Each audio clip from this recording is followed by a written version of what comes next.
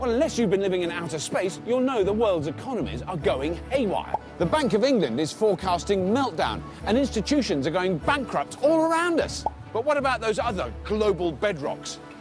The religions. As an atheist, I've always wondered how much money the faiths keep stuffed under the mattress.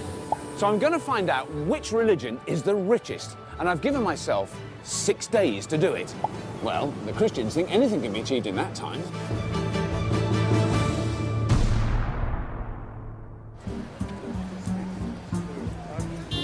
I want to discover which religion is the richest, but with 170 faiths practiced in Britain, I'll need some help to narrow that down. Which religion do you think is the wealthiest? Church of England, perhaps. Church of England. C of E, something like that. C of E, yeah. With 70 million followers worldwide, the Anglican Church, known here as the C of E, is our first contender. The most money. Ah, most money. Most money, Roman Catholic. You think Roman Catholic? I know exactly which one. Oh, you do know? Yeah. Roman Catholic. A bit more Catholicism. You go for Catholicism. They've had 2,000 years to rack up the stuff, didn't they? Catholicism is also in, with 1.2 billion followers. Maybe Muslims? Islam? Islam? Probably Islam, I should think.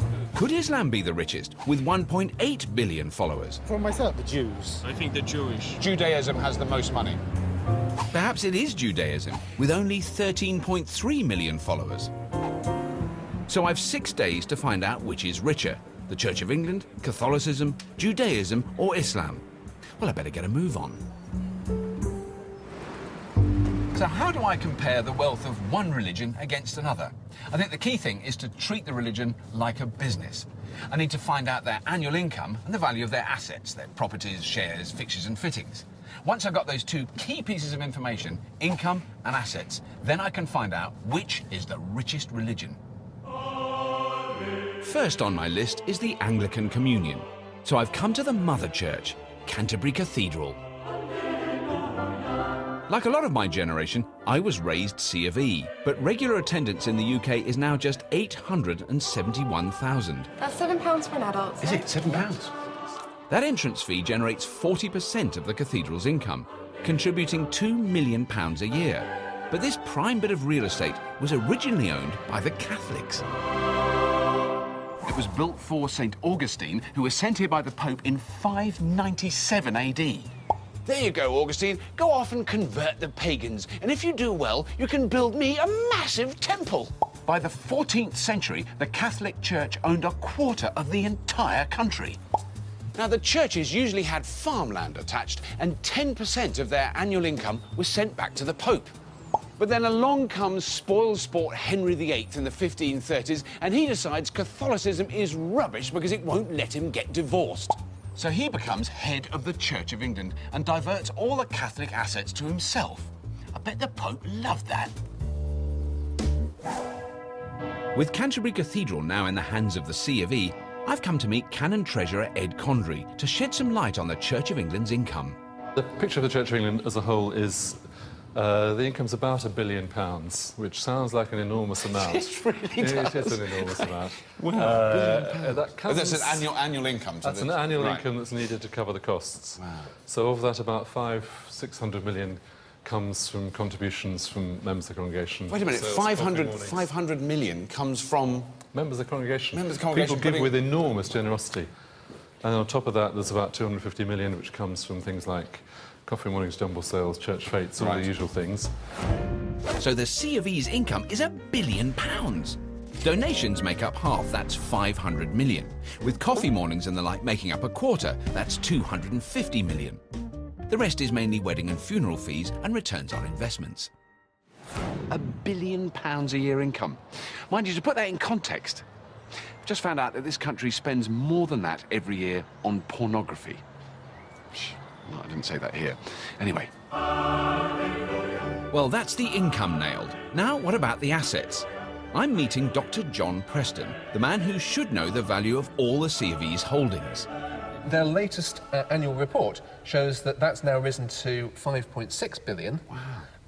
3.6 in equities and 1.6 in property. Because on top of that, dioceses will hold clergy housing. Right. And if we just make some rough assumptions, we've probably got about 9,000 properties, say an average valuation of 300,000. would give you 2.7 billion Right. in residential And that's just property. effectively vicarages around the country. Effectively vicarages around the country, yeah. The total of those C of E assets is £8.3 billion. But John explained that doesn't include the value of their 16,200 churches or 43 cathedrals. And that's because the 1993 Charities Act declared consecrated ground has no accounting value. So I've got a good idea of the domestic finances. What about the global picture? Is there a figure for the Anglican Communion in the whole world? There isn't one published. Right. It really does start to become a little less clear. Right. But the best estimate I've been able to come up with is somewhere in the region of £5 billion. 5 billion is a phenomenal amount of money, isn't it? 5 billion is a large amount of money, but if we were to put it into context, say, with the 2012 Olympics, Right. My recollection is the budget for that is somewhere in the order of 9 billion. About 9 billion, so, yes. Yeah. OK, so we're looking at roughly half that for a global church. Right, yeah. So that's my first religion sorted. The Church of England has an income of £1 billion with assets of at least 8.3 billion. But John has warned me calculating the global assets of a religion will be unfeasible. So for the worldwide picture, I'll concentrate on annual income. And the Anglicans' own estimate is £5 billion a year. Now I wonder if the Catholic Church will be richer. Who's the Pope? You must leave the Vatican City now. I'm on a 6-day quest to discover which religion is the richest. I've come to Westminster Cathedral to look into Catholicism, which has about the same number of followers in England and Wales as the C of E.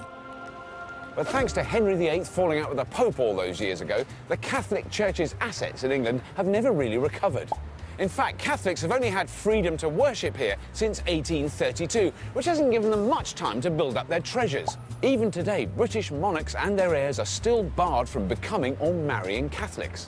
There's 3,200 Catholic churches in England, making it about a quarter of the size of the C of E. But are they pulling in just a quarter of the C of E's £1 billion income? I'm here to meet Bishop John Arnold, who has a different view on how to raise funds. I noticed there's no charge of admission into the building. But I mean, I've just been in Canterbury Cathedral and they charge quite a lot to go in there. But I mean, obviously it's a historic landmark, sort of in a sense above and beyond its religious significance. That's right. We've been able to maintain this church as a place of prayer and pilgrimage. At the door you see there's a suggested donation, but that's entirely for people to take as they like. Right. A place of worship and not a tourist attraction? Whatever next? Well, if there's no cash from the door, maybe the Pope chips in. Do you get money from the central Catholic, I mean, from the Vatican, effectively? Do you receive any No, funding I think, from them? generally speaking, the money goes the other way. Goes the other way, right. We have a fund which we submit every year to the Holy Father for his expenses. Right. We generally spend money for him rather than him offering anything to us. Now, this may be the mother church, but it doesn't hold all the dosh, because the Catholic faith in this country is split into 22 separate dioceses. But I've totalled up each of their balance sheets. Now, the Catholic Church in England and Wales has an income of £279 million a year, with assets of around £1 billion. But the number of worshippers is 869,000, which is roughly the same as the Church of England. So the Catholic faith has a similar-sized flock to the C of E, but receives only a fraction of their donations. Not only that, the Catholic Church's domestic income is less than a third of the C of E. And unsurprisingly, after Henry VIII's famous hissy fit, Anglican assets dwarf those of Catholicism. But will that still be the case when I compare the Anglican faith's global income with the full might of the Vatican? There's only one place I'm going to find that out. Next stop, Rome. Well, there seem to be some very tasty bonuses if you happen to be the Bishop of Rome, which is the Pope to you and me. I mean, you know the Pope-mobile, the big car he drives around in when he's on display in public, with a bulletproof display case on the back, he's inside waving. That cost £278,000, and it was given to him by Mercedes. He didn't even have to pay for it.